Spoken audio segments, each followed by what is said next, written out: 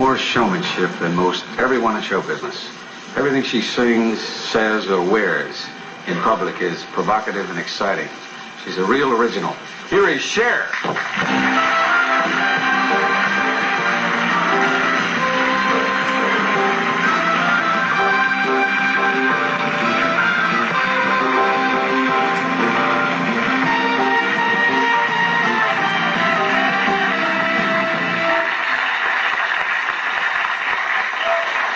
You know, the last time we were on the show, I think it was 4 or 5 weeks ago. God, how time flies. I know, you're having fun. Yeah. And we showed a film of you doing your hit record, Hell on Wheels. Yes. And you were telling me that it was almost 113 degrees. Now you're going to get a taste of what movies are like, and you're going to be doing one, aren't you? Uh-huh. When? I'm hopefully going to do it at the beginning of this year, 1980. You've turned down a lot of films, though, along the way, haven't you? Yes, I have. Because I keep reading, Cher was offered such and such. Said no, Cher was offered this. They offered, things that I'm glad now that I've turned them down, like King Kong and, things that wouldn't have really... You turned King Kong down? Uh-huh. And he's a hard guy to turn down. It would have been hot in that uniform anyway. But you turned that down, and you others that are any that were big hits? I love to talk about people. Actually, no. All of the ones that have been done were not big hits. Thank goodness. Yeah. Do you think you'll like pictures? I don't know if I'll actually like making them, because I know from doing TV that it's hurry up and wait, and you sit there and it's real boring, and it's not like when you see the picture and it's done in sequence, and it's like it's really, you have to really know how to work doing it. It's work. It's not like being on stage, so you go out there, you give it to them, everyone enjoys it or they don't enjoy it, but it's right away. What are you going to be doing? Why did you suddenly decide to do a movie? The story has to be right. Well, when I was 11 years old, I saw a film called The Enchanted Cottage. And then about 5 or 6 years ago, I optioned it from this man. And I sold the idea to this wonderful man at Universal, Tom Mount. And so he is the only one that actually believed in it. And I honestly hope that it's a success because of him, because I would hope that he will be able to say, because it's, you know how famous that is in Hollywood, when everyone tries and tries, like it took him 17 years to make Cuckoo's Nest. Nobody wanted the property. That's right. So there's, a lot of stories like that, and I hope that this turns out to be one of them. How do you go about optioning a book that's been around for that long? Well, you just go to whoever has this was the film. You go to whoever owns the rights to it, and then you decide on the price, and then take it for so many years until you can try and get out of it, out from underneath it. Didn't Robert Young do the original Enchanted Cottage? And Dorothy McGuire, yes. Yeah. You didn't bring Trigger with you today, did you? No. I heard a horse backstage. Ever since that quake, every time I hear a sound, I didn't feel that. Maybe last time you were here, we had a tremor while you were on the show. I know, but I didn't feel it. I just thought it was you. I thought that's the way you made men feel. I know.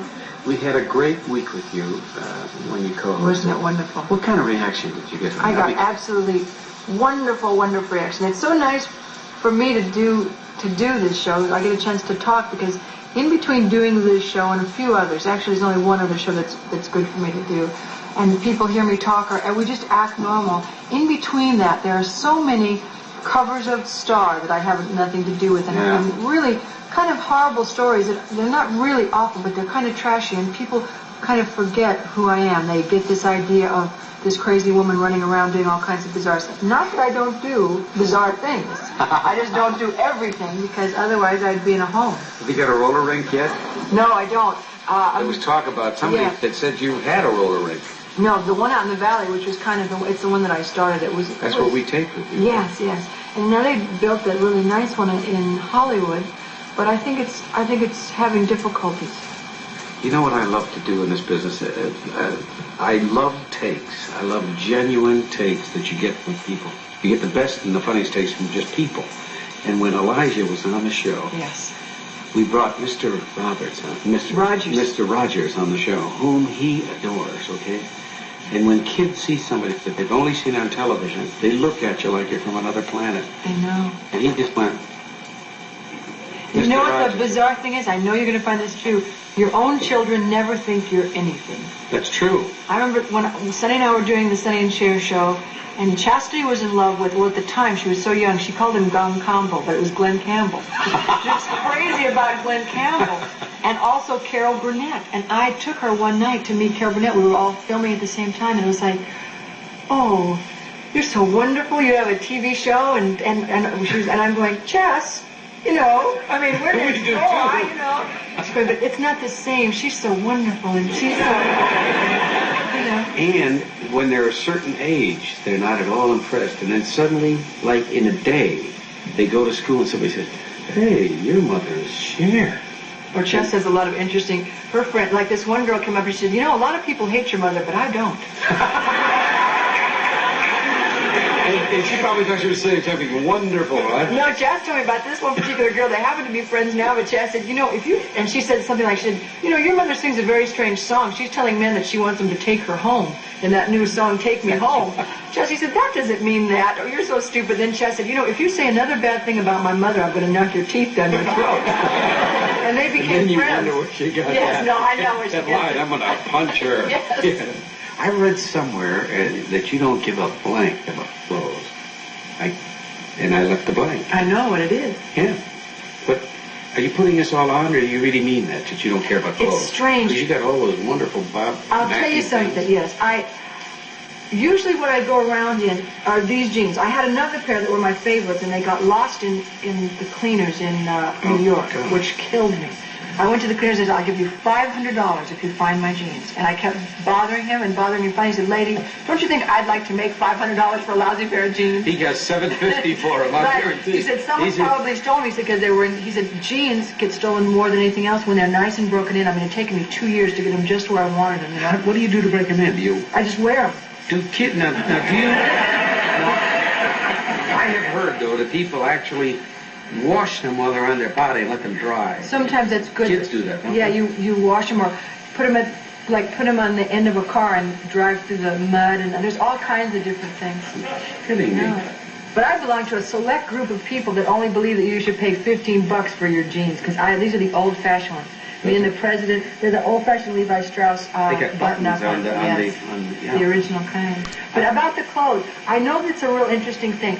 For myself, I don't care so much about clothes. I mean, I would rather go around and I have one pair of shoes that I've had that I know you've seen me in, the real weird Moroccan boots. That's right, I have. I paid $25 for them, like 1970 when we first started doing the television, 1971. It's just that when I was a little girl, no one ever paid any attention to me until I met Sonny, and I started dressing differently. So I'm sure in my mind, I must associate people paying attention to me with my clothes. Sure. And so, to me, I'm sure that's why, because I buy lots of stuff and I don't wear lots of stuff. Are your tastes as outrageous as they seem, or do people advise you to wear outrageous things? No, my tastes are just ridiculous. I think. I never feel bad in anything that I wear. It's like, clothes on one hand are a lot of fun, but it's not really you. I mean, it doesn't hold that much importance to me. I can wear anything and I feel comfortable in anything. I love the quote in People magazine about, you said, what you see up here it may look like an adult, but it's really a child. On long legs. Yeah, on very long legs. Yeah, explain that. I don't know. It's like one of my grandmothers is like 78 or 79 years old. Oh, God, she's probably going to have a heart attack when I tell her. Sorry. Anyway, so she... Yeah, because she doesn't look that old. No. I'll tell her. And I said, how old do you feel? And she said, it's real weird. I feel like I'm about 15 years old. She said, I know that I'm older than that. She said, but I've never changed the way I feel since I was 15 years old. And so... Your mother's that way, too. Yes, she is. Your mother's very young looking. And she thinks very young. Sure she does. But I, on the other hand, and I'm very immature. I haven't changed since I was 9 years old. I still feel about the same. We don't want her to change, do we? We want her to grow up.